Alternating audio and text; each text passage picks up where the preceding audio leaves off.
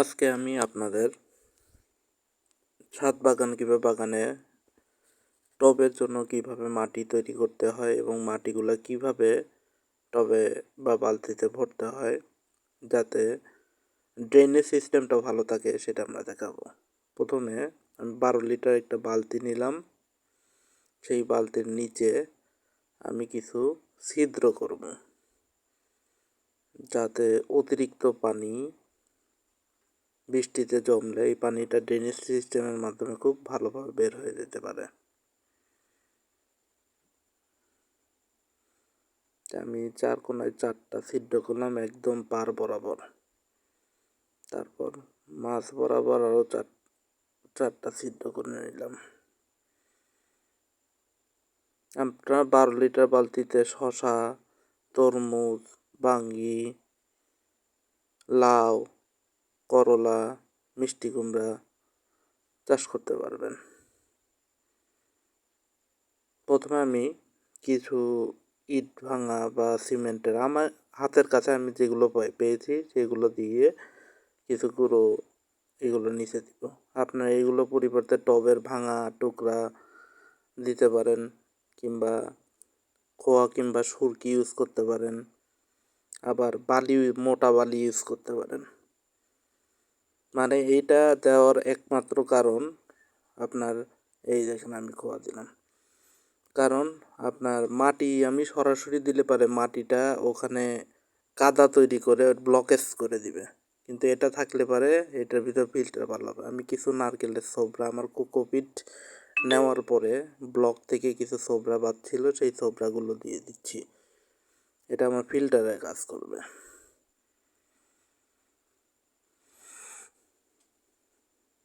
এটা দিয়ে দিলাম।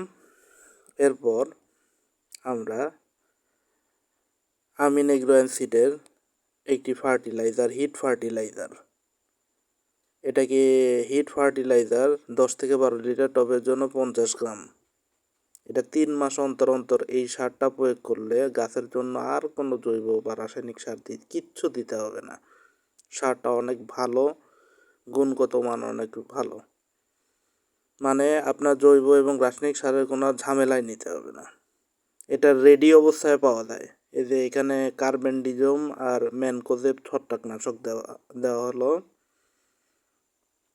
এর সাথে আমরা 10টার যে লবণ আছে জিঙ্ক সালফেট 17 পানি সেটা দিলাম, আর কিছু বোরিক পাউডার দিব।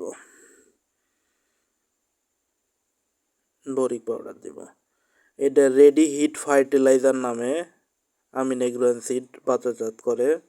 কিছু ভিটামিন দিয়ে দিলাম। রেডি হিট ফার্টিলাইজার আপনারা ওনাদের পেজ থেকে কিনতে পাবেন।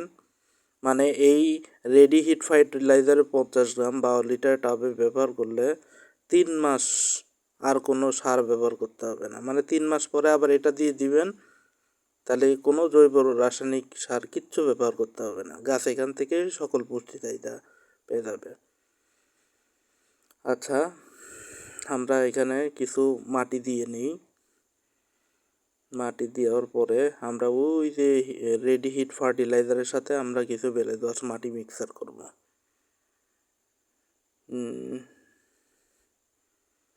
এবং এই মাটিটা মিক্সার আপনার খালি হাতে না করে আপনার হাতে একটা হ্যান্ড গ্লোভস পরে মিক্সচার করবেন, কারণ এখানে কার্বেন্ডিজম এবং ম্যানকোজেব গ্রুপের ছত্রাকনাশক একটু বিষাক্ত টাইপের, আপনার হাতে কাটা থাকলে পারে সমস্যা। এই জন্য আপনি একটা হ্যান্ড গ্লোভস ইউজ করলে আপনার সতর্কতাবশত একটু হ্যান্ড গ্লোভস ইউজ করবেন। আর এই হিট ফার্টিলাইজারের ভিতরে আপনার নেমাটোড দমনের কীটনাশকও দেওয়া আছে। মানে গাছের শিকড়ে, আমরা তো সবাই মনে করি যে গোবর সারটা অনেক ভালো, আসলে গোবর সারের ভিতরে জৈব সার অবশ্যই ভালো, কিন্তু জৈব সারের ভিতরে যদি ছত্রাকনাশক না থাকে সেটা কিন্তু অনেক ক্ষতির কারণ হয়ে দাঁড়ায়। আমরা এই যে টবের মাঝ বরাবর সেই রেডি করা মাটির সাথে মেশানো রেডি হিট ফার্টিলাইজারটা মিশিয়ে দিলাম মাছ বরাবর, মানে কিছুটা মাটি দেওয়ার পরে মাছ বরাবর, তারপরে আবার বেলে দোআঁশ মাটির এটা লেয়ার করব।